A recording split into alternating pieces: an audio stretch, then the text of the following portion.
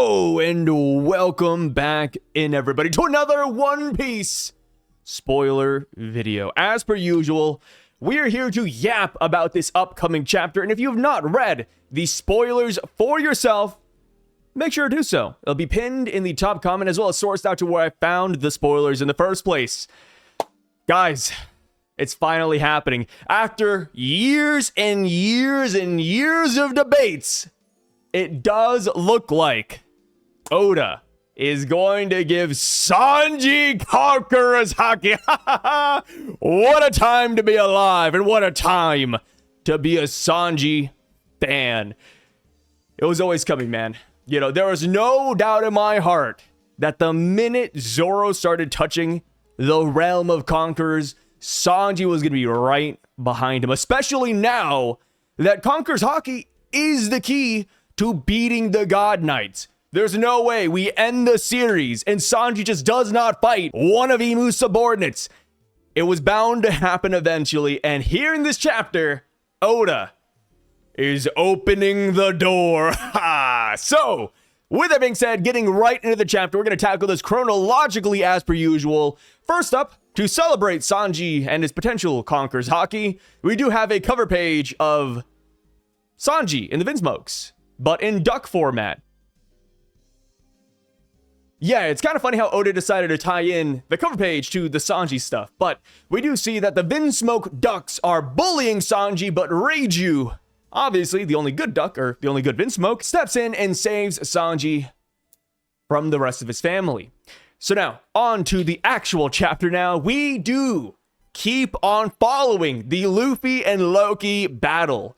And here in the beginning, it looks like Imu immediately starts counterattacking. He fires off his demonic energy Maki Omen bombs. Loki then gets pinned down to an unbreakable block of ice.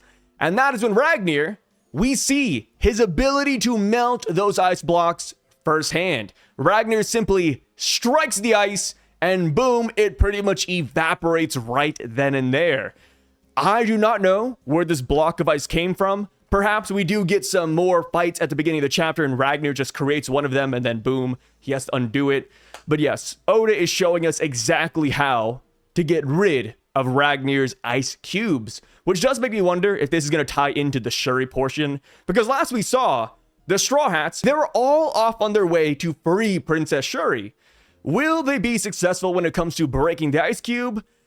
Or will they actually have to rely on Ragnar? I'm going to go with the latter, just because Oda just went out of his way to show us how the ice melts in this chapter, and because not even Imu's Maki bomb could get rid of the ice. I do think that they are going to have to use the squirrel here. So, after Loki escapes the ice cube, Imu then creates a brand new type of Maki Haki Omen ball, and this one actually talks? Yeah, it sounds strange, but it does make sense, because whenever Imu threw out one of the Maki bombs beforehand, we saw that they all had eyes, they all had mouths. So the fact that it can talk shouldn't be super surprising. I'm just kind of wondering what it's talking about. Like, what could it possibly be saying right here? Is it just Imu's voice? Do they all have their own distinctive personalities? I wonder. I think it would be cool if they all just have their own personalities and Imu's just utilizing every single one of them. Or maybe this does tie into like soul-based abilities and they're all different souls. Who knows? But yes, this talking flame attaches itself to Loki's chest, and then moments later, it then fires a massive aura sword that does pierce through Loki's body in the exact same spot where that flame is. And the name of this attack is Stigma, aka Demonic Sword. Brother, how many times can one guy get stabbed in a single arc? He was pierced by Cerberus. Garrett said it would take him months to fully recover. And then guess what? He goes up, he fights Imu, he gets stabbed by Nemesis all the way through. And then in this chapter, he gets stabbed again. How many times can Loki get stabbed? Do stab wounds even affect him? I don't even know anymore. Well, that's a joke, but yeah, dude, he's an absolute unit, an absolute tank. And the craziest part, I always have to bring this up, we haven't even seen his Zoan awakening yet. We haven't even seen him in hybrid form. There's still another level he can ascend to, which is just mind-blowing at this point. So that is when we cut away and we go over to Zoro versus Sommers and Sanji versus Killingham. And we finally get it. After months and months of looking forward to it, we finally get the Scopper, Gabon, and Sanji conversation where Sanji ran up to Scopper and said, hey, old man, what about me? What about my Conqueror's Haki? And we see that Gabon does tell Sanji that he has the qualities of somebody with Conqueror's Haki. And not just that, but if he wants Luffy to become king of the pirates, then Sanji has to become a king too. Guys, it doesn't get more apparent than this. Of course, it's not like Sanji gets it in this chapter, but this is just opening the pathway for Sanji to get it during the Killingham battle. Again, the only way, as of right now, to actually hurt a God Knight is to use Advanced Conqueror's Haki. So because of that, I do think that Sanji will get it during this battle. Maybe his final couple of attacks will all be coded in Advanced Conqueror's Haki. That wouldn't be super surprising. This situation reminds me of Wano, where Zoro's fighting King, and then boom, Onigiri, and guess what happened? There was Advanced Conqueror's Haki behind it. Zoro had no real clue what he was doing. Hell, he didn't even know he had Conqueror's Haki at the time. I think the same thing's gonna happen for Sanji here. He's gonna use a couple of attacks, and he's gonna try to master it, and then by the end of it, boom, a couple of attacks do have that Advanced Conqueror's coding. Nothing is shocking about that. I mean, here's the thing. The minute we saw that Gabon had Conqueror's Haki, it was a done deal. The parallels were always there between Gabon and Sanji, Luffy and Roger, Zoro and Rayleigh. This was always bound to happen. Now, it's just a matter of how easy will this be for Sanji? How will he actually go about becoming a king? Does he have to embrace his Vinsmoke nature? Is it when his eyebrows flip? We'll see, man. I am super excited about it. I do think it has to do with the Vinsmoke stuff, though, because the beginning of this chapter, the cover page, it had the Vinsmokes. And we do know that Sanji, his eyebrows flip, and he does become a lot more dastardly. He starts talking like a king. So I think that might be where Oda's going. But we'll see, man. Again, what a great time it is to be a Sanji fan. As far as Zoro goes, when it comes to Advanced Conqueror's Haki, his goal is to mainly master it in this arc, which I bet he will. Like, that's never really been a question, right? So I'm kind of wondering, like, if Zoro will get anything else while in this arc too. Like, versus Sommers, will he get like a new form of Ashura, or will he simply just master Conqueror's Haki? Or is he going to open his eyes and have the Sharingan?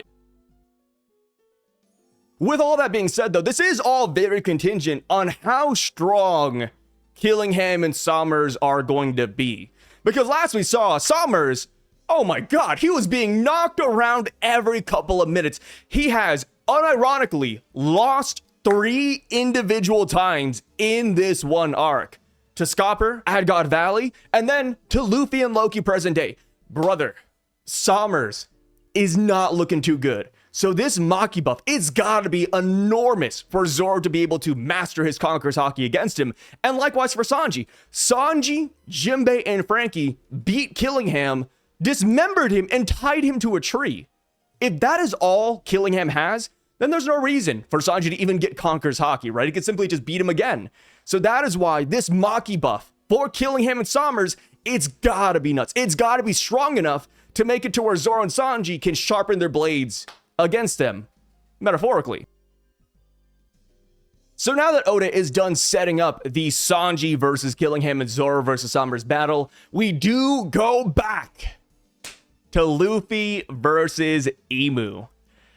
And at the end of the chapter, we see that Luffy is in gear 5th now, and then Emu, he just had to do it. He looks at him and he says, "So, you finally appeared, JOYBOY." Luffy says, "Yo, stop calling me that name. I am Luffy, the man who'll become Pirate King."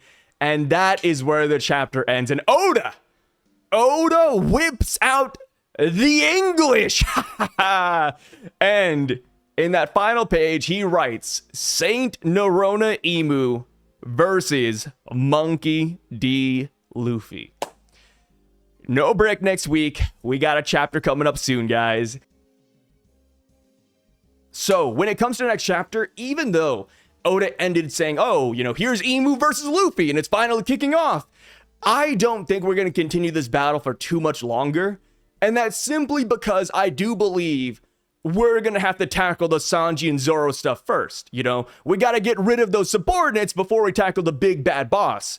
Maybe we'll get like hints and pieces of Emu versus Luffy throughout, kind of like how we kept on getting Kaido versus Luffy in between all the other fights.